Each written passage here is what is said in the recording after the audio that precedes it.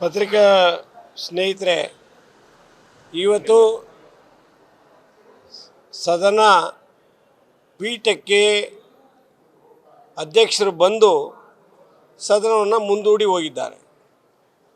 ಇದಕ್ಕೆ 100ಕ್ಕೆ 100 ಆಡಳಿತ ಪಕ್ಷದವರೇ ಕಾರಣ.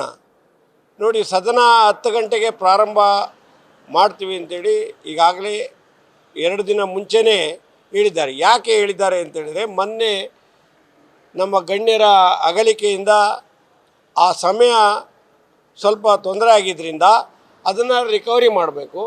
ಜೊತೆಗೆ ಉತ್ತರ ಕರ್ನಾಟಕದ ಜಲವಂತ ಸಮಸ್ಯೆಗಳನ್ನು ಸುದೀರ್ಘವಾಗಿ ಚರ್ಚೆ ಆಗಬೇಕು ಅನ್ನೋ ಕಾರಣಕ್ಕೋಸ್ಕರ 1 ವಾರ ಮುಂದೂಡಿ ಅಂತೇಳಿ ಈಗಾಗಲೇ 2 ಪಕ್ಷದವ್ರು ನಾವು ಲೆಟ್ರನ್ನು ಕೊಟ್ಟಿರೋದು ಒಂದು ವಿಚಾರ. ಇನ್ನೊಂದು, ಸದನವನ್ನು 1 ಗಂಟೆ ಮುಂಚೆ ಪ್ರಾರಂಭ ಮಾಡಿದರೆ ಅಲ್ಲಿ ರಿಕವರಿ ಮಾಡ್ಬೋದು, ಮತ್ತು ಸಾಯಂಕಾಲ 1 ಗಂಟೆ ಜಾಸ್ತಿ ಮಾಡಿದರೆ ಹಲವಾರು ವಿಚಾರಗಳನ್ನ ಚರ್ಚೆ ಮಾಡೋದು ಮೂಲ ಉದ್ದೇಶ.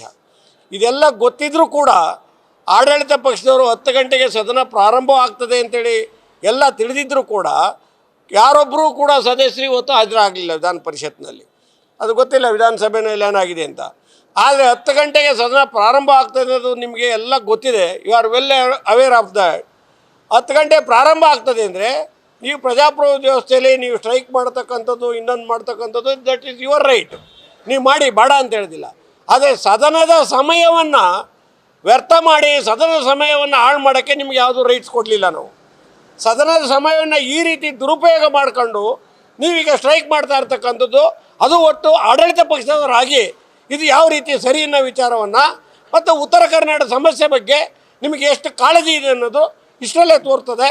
ಹಾಗಾಗಿ ನಾವೆಲ್ಲರೂ ಸೇರಿ ನಿಮ್ಮ ಈ ನಡತೆಗೆ ನಮ್ಮದು ಧಿಕ್ಕಾರವಿರಲಿ ಅಂತೇಳಿ ಇವತ್ತು ಬಂದು ನಿಮ್ಮ ಮುಂದೆ ಹೇಳ್ತಾ ಇದ್ದೀವಿ ನಾವು. Thank you.